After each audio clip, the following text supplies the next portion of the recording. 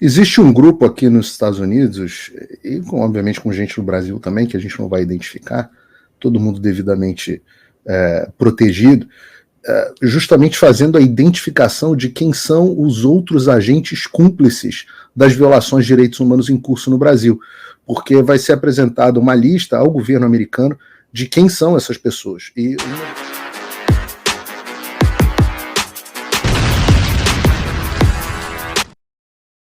opa, eu sei que você não aguenta mais ouvir, eu pedi para você fazer o triplo C, curtir, comentar e compartilhar, mas eu peço porque 4 entre cada 10 pessoas sequer estão inscritas no canal e a maioria não ativa as notificações e nem curte o vídeo e isso prejudica o nosso algoritmo. Então ajuda a gente aí. Obrigadão. Prisão para execução da pena.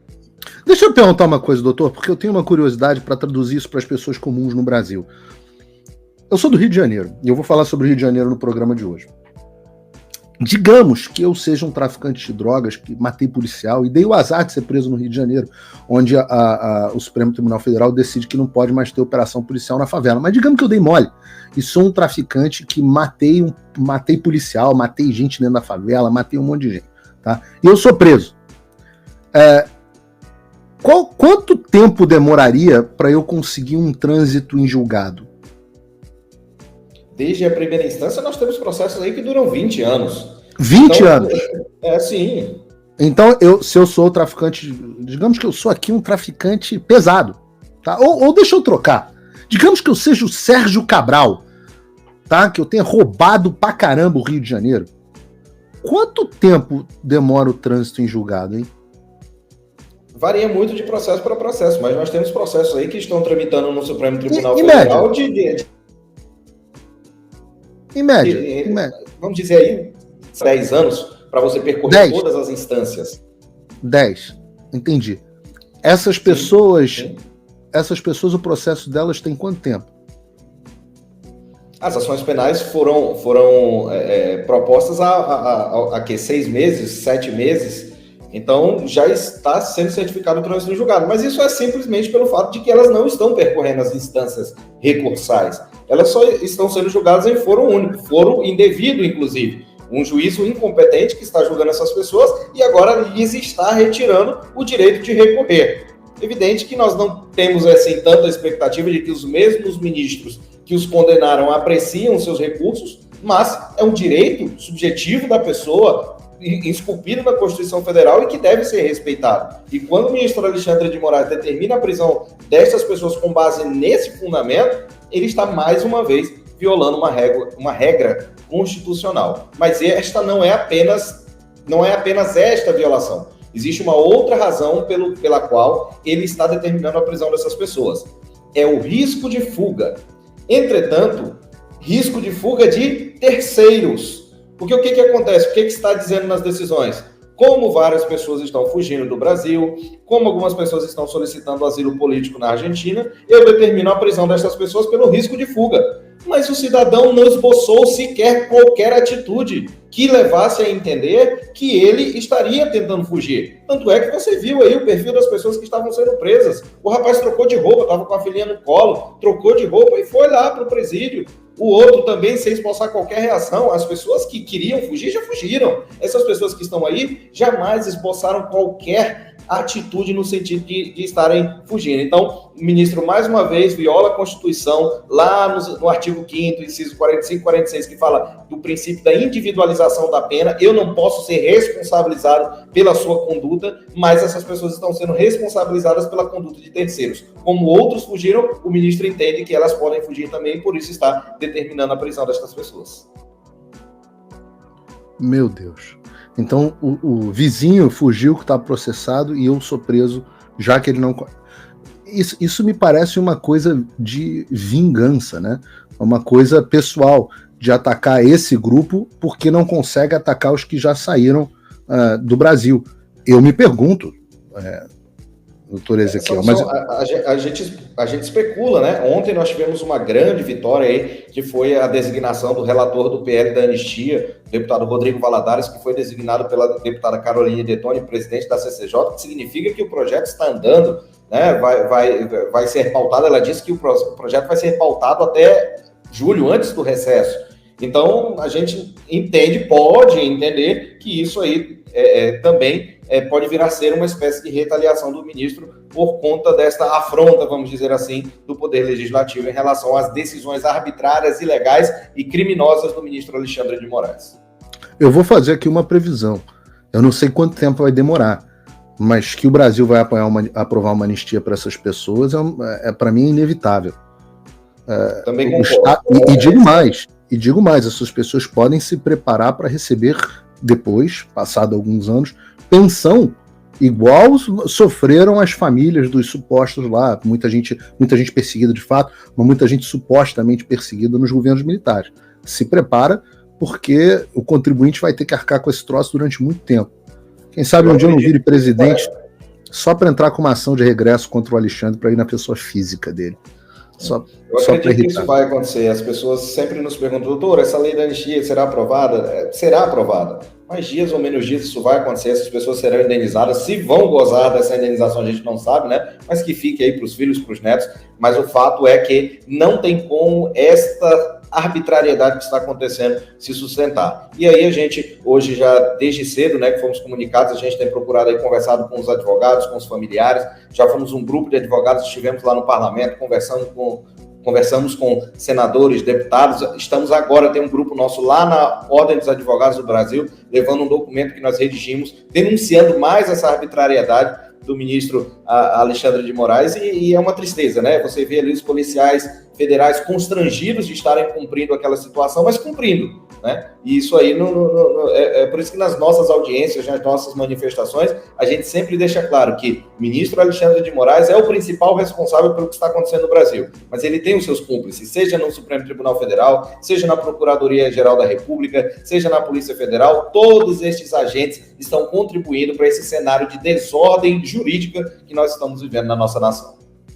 Existe um grupo aqui nos Estados Unidos, e obviamente com gente no Brasil também, que a gente não vai identificar, todo mundo devidamente protegido, justamente fazendo a identificação de quem são os outros agentes cúmplices das violações de direitos humanos em curso no Brasil, porque vai ser apresentada uma lista ao governo americano de quem são essas pessoas. E há 2 semanas atrás, o grupo de trabalho começou a identificar todos os delegados que estão envolvidos nessas decisões.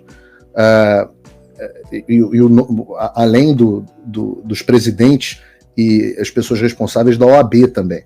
Todas essas pessoas vão ser sugeridas como objetos de sanção do governo dos Estados Unidos, caso essa iniciativa prospere. Vamos ver se vai prosperar, mas eu sou da opinião de que não só deveria ir aos delegados, mas deveria ir nos agentes que estão cumprindo essas ordens, da mesma forma que foi feito em Nuremberg. Essas pessoas não estão simplesmente cumprindo ordens, você só é agente da lei quando você está cumprindo a lei.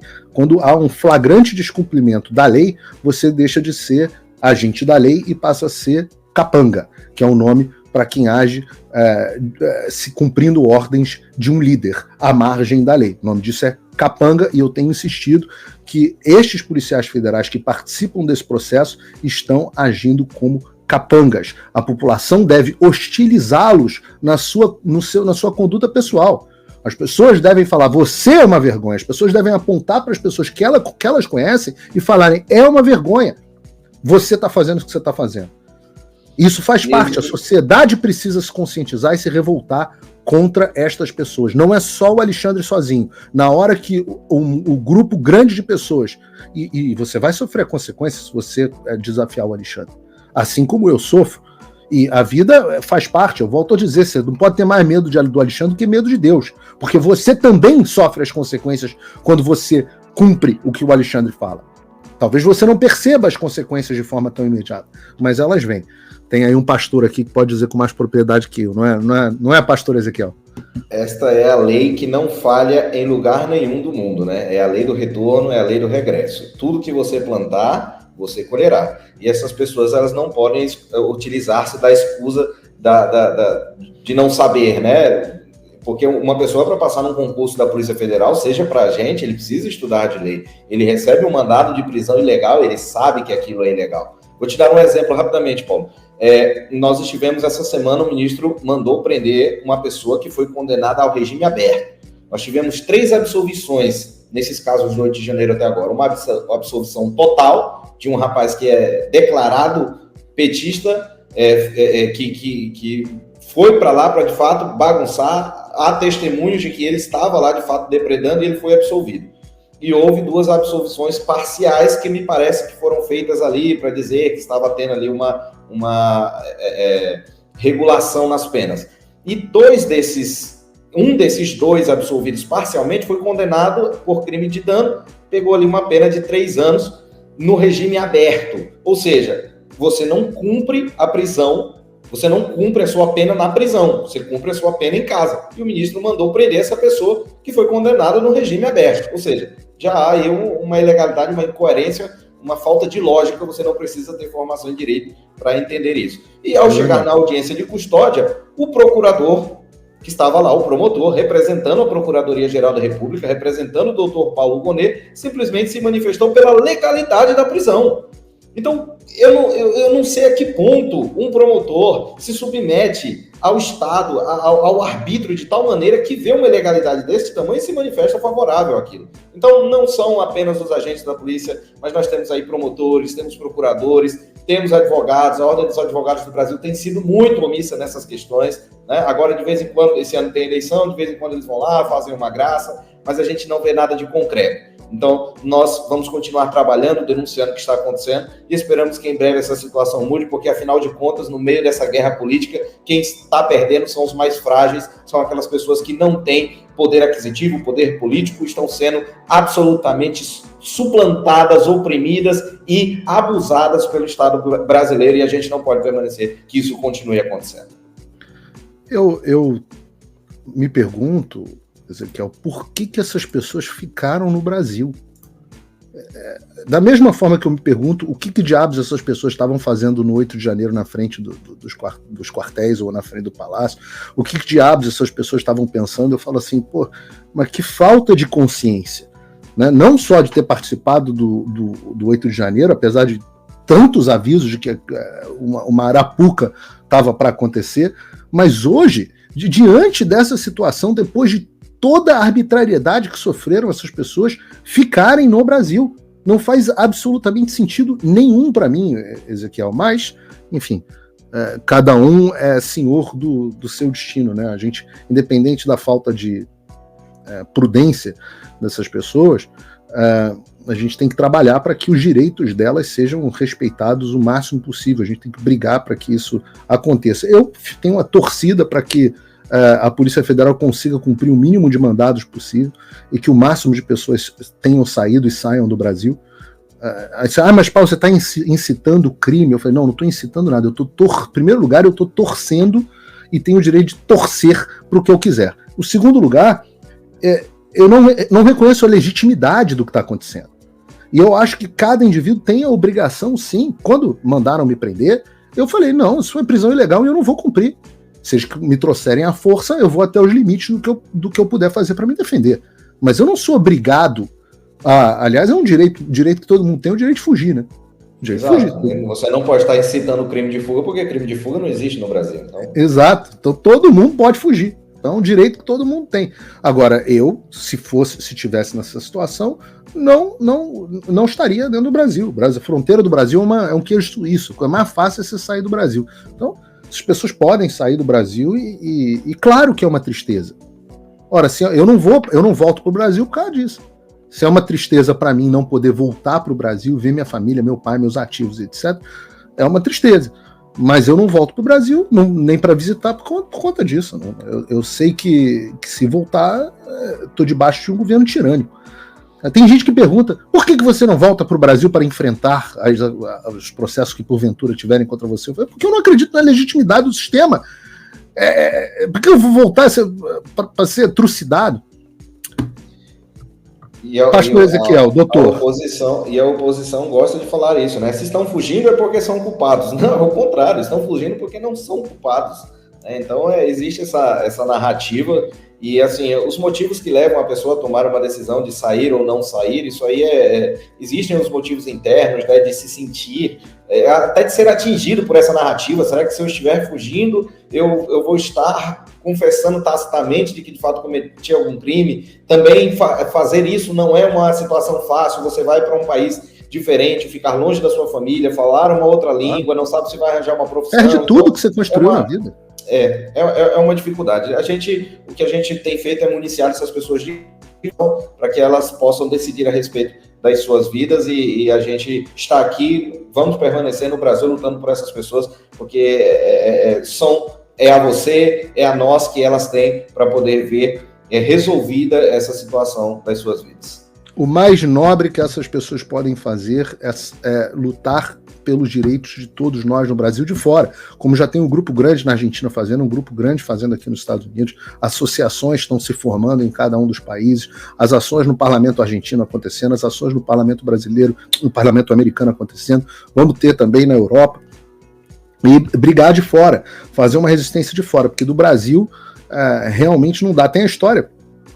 Eu estourei aqui o nosso tempo da nossa entrevista, mas eu vou contar uma história rápida. As pessoas devem lembrar que eu, uma vez fazendo um podcast com o Monark, quando ele ainda estava no Brasil, eu falei, melhor você sair daí antes que você se ferre. Não, eu vou ficar aqui porque vou enfrentar, eu tenho que enfrentar, não sei o que, não sei o que. Eu falei, não tem nada de bonito nisso, você sair, você vai se ferrar. E aí, quando ele tomou o bloqueio, quando ele percebeu, ele falou assim, melhor eu picar a mula. Então, até o Monark, que, apesar de eu gostar muito dele, ele mesmo admite, ele não é o cara mais rápido do mundo no raciocínio, na tomada de decisão. Até o Monark saiu. Não é possível que essas pessoas fiquem aí esperando o inevitável acontecer. Doutor Ezequiel, muito obrigado pela sua presença. Se tiver considerações finais, a hora é essa. Não, o prazer é sempre nosso, sempre que precisar pode nos chamar. Muito obrigado também e parabéns pelo trabalho. Obrigado. Eu não vejo por que alguém ficaria no Brasil. Eu não vejo.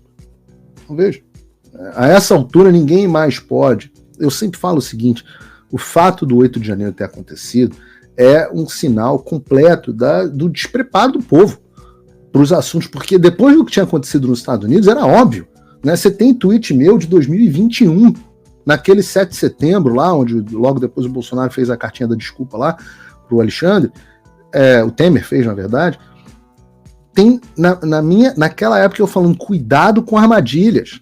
Eu passei o ano de 2022 inteiro falando protestos pacíficos. Eles têm até dificuldade de me acusar de crime de incitação por conta disso, porque é abundante o número de posts eu falando, cuidado, não caiam em armadilhas, protestos pacíficos. Mas as pessoas não percebem. Então, um trabalho grande que a gente tem que fazer é de conscientização. Conscientização do que está acontecendo. Eu vou ter que parar o vídeo só para te atualizar. A perseguição implacável continua. Desde dezembro de 2022 eu continuo sem passaporte, com as contas bancárias bloqueadas, redes sociais banidas no Brasil e muito mais. Agora estão vindo atrás de mim até porque eu contei para vocês os bastidores do que acontecia com os militares. E a novidade é que o Locals, onde muitos me apoiavam, fechou o acesso aos brasileiros por conta do STF. Então criei uma nova forma de você me apoiar diretamente. Você pode ser agora meu apoiador com uma pequena quantia por mês e ter acesso a vários conteúdos exclusivos, ou você pode agora também ser o meu patrono e passar a integrar comigo o meu grupo de elite, um grupo fechado de WhatsApp só para os patronos, além de fazer reuniões de Zoom mensais comigo para a gente discutir a situação do Brasil e do mundo. Se você quer que eu continue fazendo o meu trabalho, me apoia, use o link na descrição e eu garanto que eu vou continuar fazendo a minha parte. Muito obrigado. Opa, eu sei que você não aguenta mais ouvir, eu pedi para você fazer o triplo C, curtir, comentar e compartilhar, mas eu peço porque 4 entre cada 10 pessoas sequer estão inscritas no canal e a maioria não ativa as notificações e nem curte o vídeo e isso prejudica o nosso algoritmo. Então ajuda a gente aí. Obrigadão.